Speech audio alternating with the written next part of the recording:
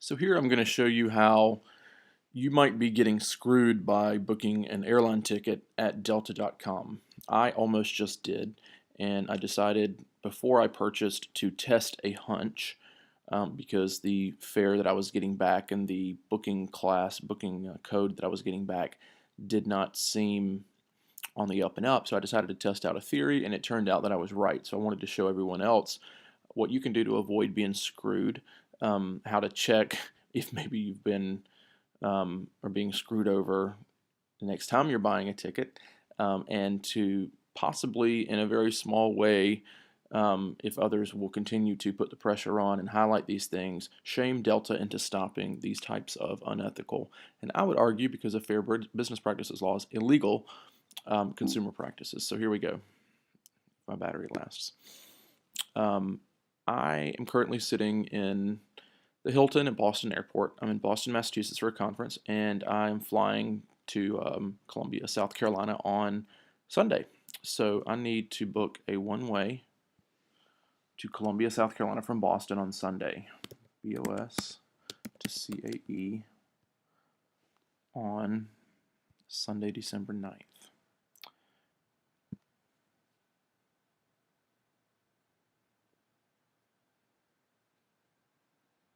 All right. Notice that the minimum fare here we are looking at is $462. That includes taxes, fees, surcharges. Notice also that I'm being given a fare class of economy H. This is economy class. It's fare code H. Okay. Um, the least expensive is 462. Looks like all economies going out that day are 462. There we go. Unless we want first class. But you know what? I'm not going to do first class because I'll get upgraded anyway because I am a diamond with Delta. So let's just check this.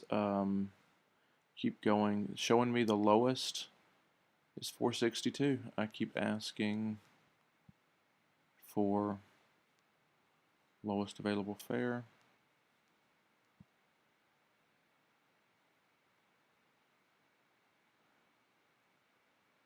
And it keeps giving me 462 and some change.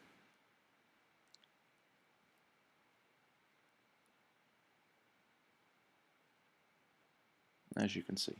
Okay, let's test out that theory that I had.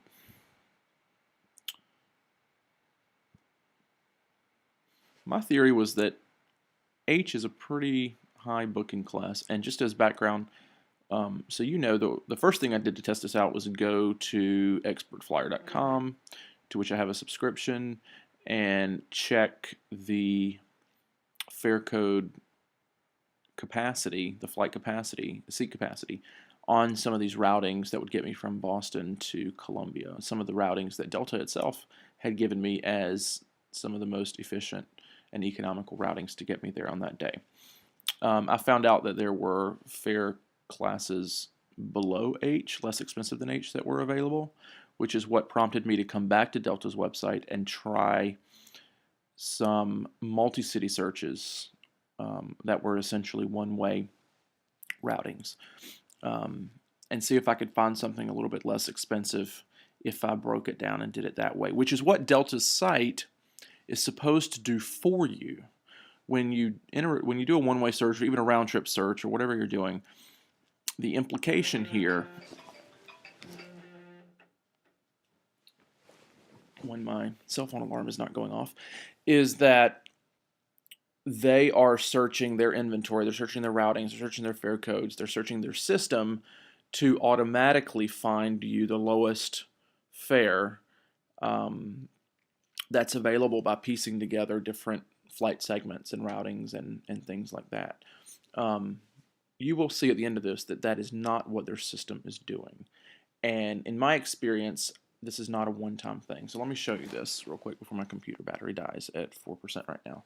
So previously I was shown a routing of Boston to JFK, Kennedy. All of this is on the 9th. So I'm going to go ahead and put in the 9th.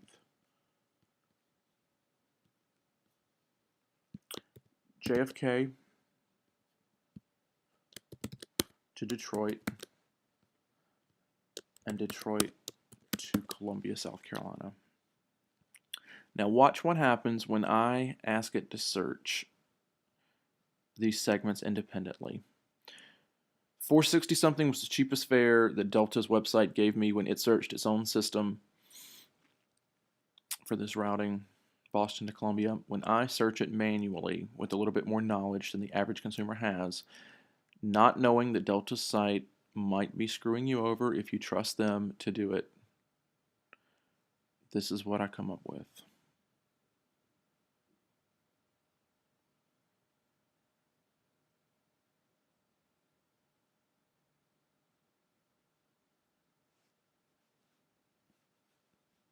I'll stop checking for updates. Look at that. 4/11/40. Now that's not a whole lot of money. That's about 50 bucks.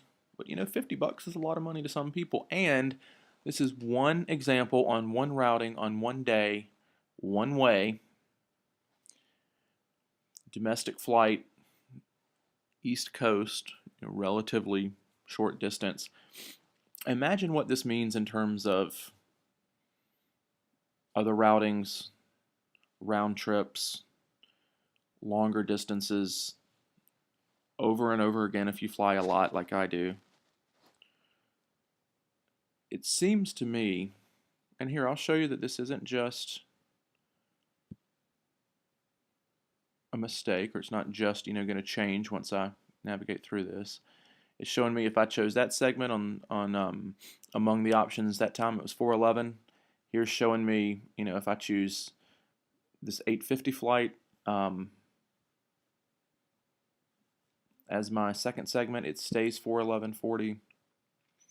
And then finally, if I choose this flight as my final segment, it stays 411/40. And there we go. Total cost of 411/40 when I did it the way that most people don't know to do it, or don't think to do it, really don't know to do it, most people. It came back 50 bucks cheaper.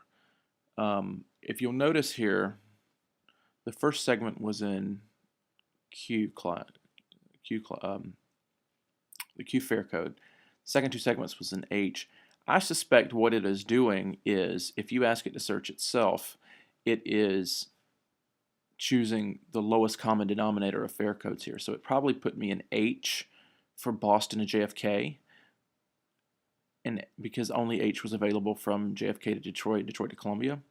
However, I found out, and we see here, that Q was actually available on the Boston JFK segment, which is less expensive than H.